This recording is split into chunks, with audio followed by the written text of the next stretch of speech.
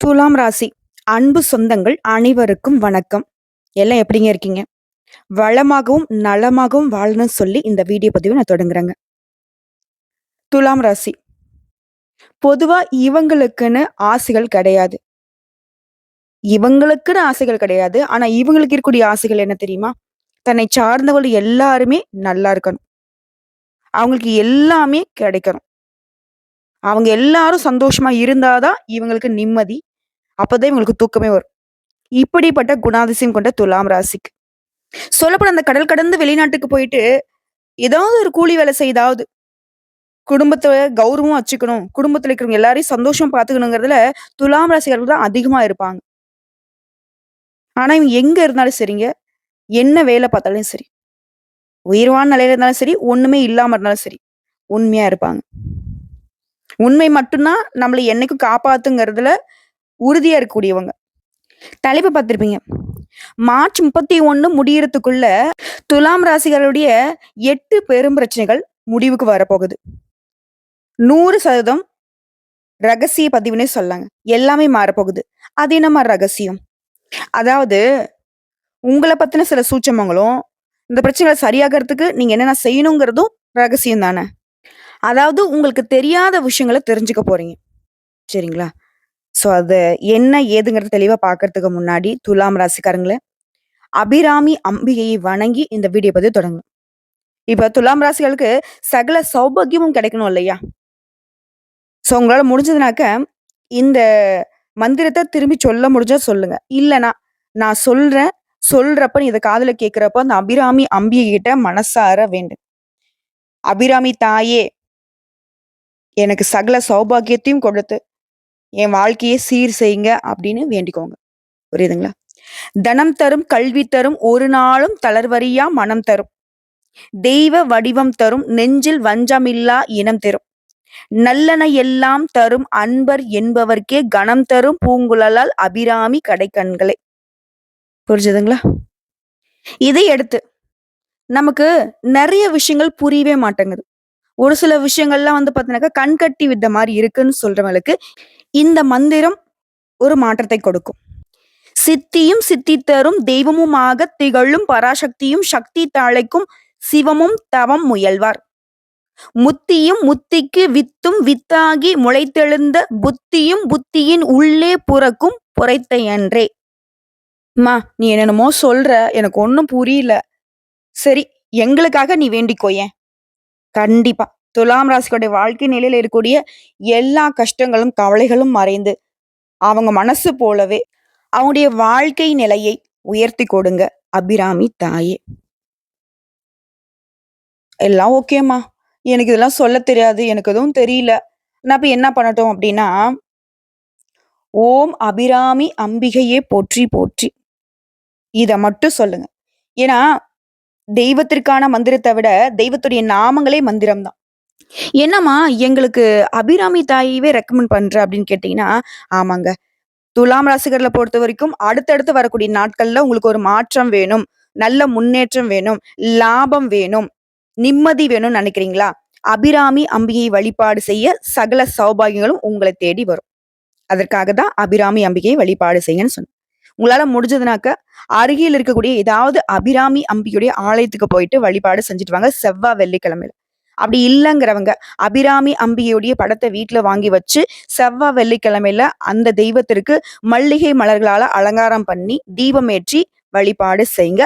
நல்ல மாற்றத்தை உங்களுக்கு அருளிடுவார். சரிங்க. இப்போ எந்த தெய்வத்த நீங்க வழிபாடு செய்யணும், எப்படி வழிபாடு செய்யணுங்கிறத சொல்லியாச்சு. இப்ப துலாம் ராசிகளுக்கு அடுத்தடுத்து வரக்கூடிய நாட்கள்ல எந்தெந்த கிரகங்களுடைய அமைப்பின் காரணமா நல்லதொரு மாற்றம் ஆரம்பமாக போகுதுங்கிறத பார்க்கலாம். துலாம் ராசி. துலாம் ராசியில் இருக்கக்கூடிய சித்திரை நட்சத்திரம் 3ஆம் பாதம், 4ஆம் பாதம், சுவாதி நட்சத்திரம், விசாக நட்சத்திரம் 1ஆம் பாதம், 2ஆம் பாதம், 3ஆம் பாதம். உங்களுக்கு எல்லாருக்குமே இந்த பலன்கள் பொருத்தமாகும். துலாம் ராசியை பொறுத்தவரைக்கும் எத்தனையோ கோடான கோடி பேர் இருப்பாங்க. நாங்க எங்கேயோ பொறந்து, எங்கேயோ வளர்ந்து, ஏதோ ஒரு பேர்ல, ஏதோ ஒரு ஊர்ல வாழ்ந்துட்டு இருப்போம். எங்களுக்கு எப்படிம்மா நீ பலன் சொல்ல முடியும்னு கேட்டீங்கன்னாக்க, கட்டாயம் சொல்லலாங்க. பொது பலன்கள பொறுத்தவரைக்கும் கணிச்சு சொல்ல முடியும். ஏன்னா, துலாம் ராசியில எந்தெந்த கிரகங்கள் எங்கெங்க இருக்காங்க, இதை பொறுத்து. நவகிரகங்களுடைய அமைப்பு பொறுத்து தான் நமக்கு நல்லதும், கெட்டதும். அப்படி பார்க்கிறப்போ, துலாம் ராசிக்கு பஞ்சமஸ்தானத்துல நவகிரகங்களுடைய முதல்வன்னு சொல்லக்கூடிய சூரிய பகவான், அவர் கூடவே தொழில்காரகன்னு சொல்லக்கூடிய சனீஸ்வர பகவானும் சேர்ந்து இருக்கக்கூடிய அமைப்பு உங்களுக்கு சாதகமா, பாதகமா?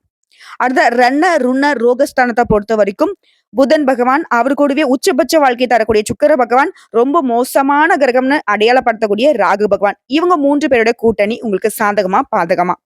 அடுத்து அஷ்டமஸ்தானத்த பொறுத்தவரைக்கும் குரு பகவான். அடுத்து பாக்கியஸ்தானத்த பொறுத்தவரைக்கும் பூமிகாரகன்னு சொல்லக்கூடிய செவ்வாய் பகவான் இருக்காரு. அவரு ஆனா வக்ரகதியில வலம் வராரு. அடுத்து அயன, சயன, போகஸ்தானத்த பொறுத்தவரைக்கும் மோசமான கிரகம், நிழல் கிரகம், பாம்பு கிரகம்னு சொல்லக்கூடிய ராகு பகவானுடைய தம்பி கேது பகவான் வலம் வராரு. இத வச்சு உங்களுக்கு 8 பிரச்சனை சரியாகுதுன்னு சொன்னேன் இல்லையா? துலாம் ராசிகளுக்கு எல்லா பிரச்சனையும் ஓரளவுக்கு சமாளிச்சிடலாமா? இந்த உடல் ஆரோக்கியம்னு வரப்ப என்னால ஒண்ணுமே பண்ண முடியல. மாசக்கணக்கா படுத்துடுறேன். உண்மை. இல்லன்னு சொல்ல. மொத பிரச்சனையே உடல் ஆரோக்கியம் மேம்படுது. ஃபர்ஸ்ட் பிரச்சனை ஓவர். சோ இதனால எல்லாத்தையும் சமாளிக்க முடியும். 2வது பிரச்சனை. சொல்லி மாளல. வெளிய சொல்ல முடியாத கஷ்டம். கண்ணீரும், கம்பளையுமா நெறைய இடங்கள்ல யாருக்கும் தெரியாம அழுதுருக்கீங்க. கவலை. அந்த வீண் கவலைகள் உங்கள விட்டு மறையுது. 2வது விஷயம் சூப்பர். அடுத்து 3வது விஷயம். எத செஞ்சாலும் சரி. இன்னைக்கு நாளைக்குன்னு அப்படியே இழுபறி ஆகுறதும், முடிஞ்சு வர நேரத்துக்கு தடைப்பட்டு நிக்கிறதும். இப்படி இருந்த உங்களுடைய வேலை, அதாவது தடைப்பட்ட காரியங்கள் சாதகமாக நடந்து முடிய போகுது.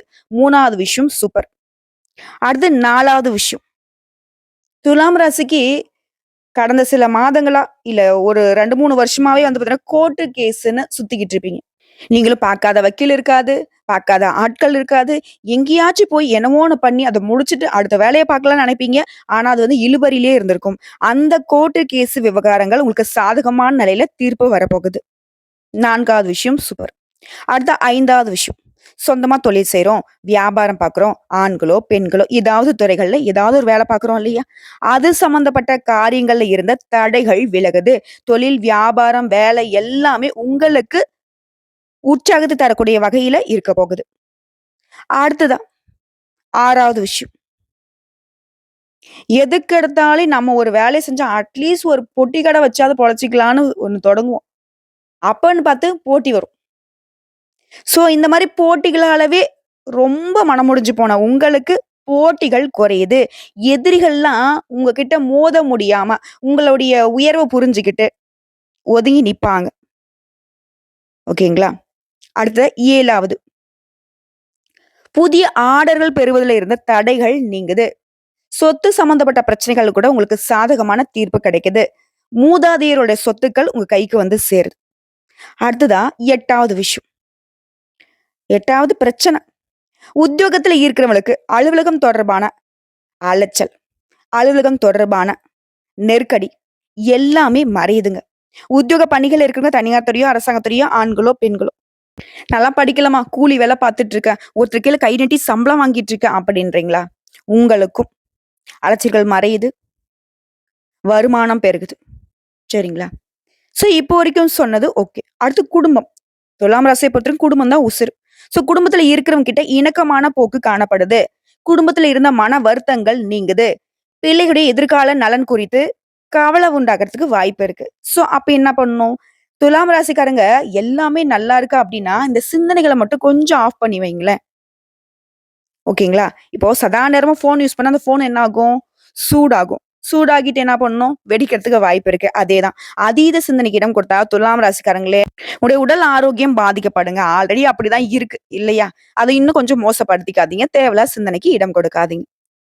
அடுத்து பெண்கள பொறுத்தவரைக்கும், உங்களுடைய திறமையான செயல்பாடுகள் மூலம் எடுத்த காரியங்கள் எல்லாமே சாதகமாக நடந்து முடிய போகுது. அடுத்து கலைத்துறையில இருக்கிறீங்க அப்படின்னாக்க எல்லா நன்மைகளையுமே தங்கு தடையில்லாம அடைய போறீங்க. அடுத்து அரசியல்வாதிகளை பொறுத்தவரைக்கும் புதிய ஒப்பந்தங்கள் கை கொடுக்கும். எந்த கொள்முதலையுமே தயக்கமின்றி செய்யலாம். மாணவர்களை பொறுத்தவரைக்கும் கல்வியில முன்னேற்றம் இருக்கும். உங்களுக்கு முன்னேற்றத்துக்கு முட்டுக்கட்டியா இருந்த விஷயங்கள்லாம் இப்ப வந்து உங்களை விட்டு விலக போகுது. அதே மாதிரி சக மாணவர்கள் உங்களுக்கு ஒத்துழைப்பா இருப்பாங்க. சிறப்பா சொன்னக்க மகிழ்ச்சி நிறைந்த காலமாக இருக்க போகுதுங்க. உங்களுடைய முயற்சிகள், கடின உழைப்பு அதுக்கு எல்லாத்துக்குமே முழு பலன்களை பெறப் போறீங்க. செல்வாக்கு மிக்க விஐபிகளுடைய உதவி கிடைக்கும். நீண்ட காலமாக நிலுவையில் இருந்த ஒரு வேலைய இப்ப நடத்தி முடிச்சுப்பீங்க. சொத்து, குடும்பம் இது சம்மந்தப்பட்ட தகராறுகள் எல்லாமே தீரப்போகுது. உங்களுடைய மூதாதையர் சொத்துக்கள் கிடைக்கும். குடும்ப உறுப்பினர்கள் மற்றும் கூட பொறந்தவங்க கிட்ட இருந்த தகராறு தீருதுங்க. வேலை இல்லாதவங்களுக்கு நல்ல வேலை கிடைக்கும். அதே மாரி வேலை பார்த்துட்டு இருக்கீங்க அப்படின்னாக்கா, உங்களுடைய நிதி நிலைமையில முன்னேற்றம் உண்டு. அதாங்க சம்பள உயர்வு கிடைக்கிறது, பதவி உயர்வு கிடைக்கிறது. அது மாரி திருமண வாழ்க்கைய பொறுத்தவரைக்கும் மகிழ்ச்சிகரமானதாக இருக்க போகுது. திருமணத்துக்கு வரன் பார்த்துட்டு இருக்கமா, ரொம்ப நாளா ஆச்சு. தடப்பட்டுக்கிட்டே வருதுன்றீங்களா? திருமணம் கைகூடி வரும். அதே மாரி குழந்தை பாக்கியத்துக்காக ஏங்கக்கூடிய அன்பர்களுக்கும் குழந்தை பாக்கியத்துக்கான வாய்ப்பு இருக்கு. இத தாண்டி இன்னும் விரிவா பேசலாமா? தர்ம, அதர்மங்களுக்கு ஏற்ப பலன் தரக்கூடிய சுக்கிர பகவானை அதிபதியா கொண்ட துலாம் ராசி அன்பர்களே. உங்க ராசிக்கு 5ஆம் இடத்துல சூரிய பகவான் உட்கார்ந்திருக்காரு. இதனால காரிய தடைகளை தாண்டி வருவீங்க. மறைமுக எதிர்ப்புகள கூட வெற்றிகரமா முறியடிப்பீங்க. இவரை அடுத்து சந்திர பகவானுடைய சஞ்சாரம் உங்களுக்கு சாதகமா இல்ல. அத கொஞ்சம் கரெக்ட் பண்ணணும்னா, சிவபெருமான திங்கட்கிழமைகள்ல வழிபாடு செய்யணும். எப்படி வழிபாடு செய்யணும்? சிவபெருமானுக்கும், நந்தி தேவருக்கும் மாலையிட்டு வழிபாடு செய்யணும். சிவபெருமானுக்கு வில்வ மாலையும், நந்தி தேவருக்கு அருகம்புல் மாலையும் சாற்றி வழிபாடு செய்ய, இந்த சந்திர பகவானுடைய சஞ்சாரம் உங்களுக்கு சாதகமாக மாறும். அடுத்து செவ்வாய் பகவான். செவ்வாய் பகவான பொறுத்தவரைக்கும் உங்க ராசிக்கு 9ஆம் இடத்துல இருக்காரு. இவர பொறுத்தவரைக்கும் நம்மகிட்ட ஒரு கைப்பிடி மண் இருக்குனாலும் இவருடைய அனுகிரகம் தேவை. இவரால நண்பர்களும் விரோதியா மாறதுக்கு வாய்ப்பு இருக்கு. தேவையில்லாத பொருள் செலவுகள், அலைச்சல்கள் உருவாக்குறதுக்கும் வாய்ப்பு இருக்கு. வியாபாரத்திலயும் இவர் வந்துட்டு பாதிப்பை ஏற்படுத்துறதுக்கு வாய்ப்பு இருக்கு. சோ இவர சரி கட்டணும்னா என்ன பண்ணணும்? ஒவ்வொரு செவ்வாய்க்கிழமையும் செவ்வரளி மாலையிட்டு முருகப்பெருமானை வழிபாடு செய்ய, குறிப்பா 6 தீபங்கள் ஏற்றி அந்த ஆறுமுகனை வழிபாடு செய்ய உங்களுக்கு ஏறுமுகம் தாங்க. அடுத்ததா புதன் பகவான். உங்க ஜாதகத்துல 6ஆம் வீட்ல உட்கார்ந்திருக்காரு. இப்போ இவரால உறவுக்காரங்கிட்ட ஆதரவு ஓரளவுக்கு தான் இருக்கும். இப்ப என்ன பண்ணணும்? உறவுக்காரங்கிட்ட பழக்கவழக்கத்திலயும் சரி, உறவுக்காரனுடைய வருகையின் போதும் சரி, கொஞ்சம் கவனமா இருக்கணும். ஏன்னா, அவர்களுடைய செயல்பாடு நமக்கு ஏமாற்றத்தையும், பொருள் இழப்பையும் ஏற்படுறதுக்கு வாய்ப்பு இருக்கு.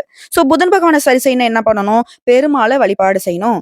துளசி மாலையிட்டு ஒவ்வொரு புதன்கிழமையும் பெருமாளுக்கு வழிபாடு முடிச்சுட்டு, அங்க குடுக்கக்கூடிய துளசி தீர்த்தத்த அருந்தணும். வீடு முழுக்க அந்த தீர்த்தத்த தெளிச்சு விடுங்க. அடுத்து குரு பகவான். உங்க ராசிக்கு 8ஆம் வீட்ல இருக்காரு. மனக்கவலைக்கு மருந்து தேடுறவங்க, தொழில் காரணமா குடும்பத்த விட்டு பிரிந்து சென்றவங்க, திரும்பவும் இவரால சரியாக போகுது. அடுத்து சுக்கிர பகவான பொறுத்தவரைக்கும் 6ஆம் வீட்ல இருக்காரு. இவர் என்ன பண்றாரு?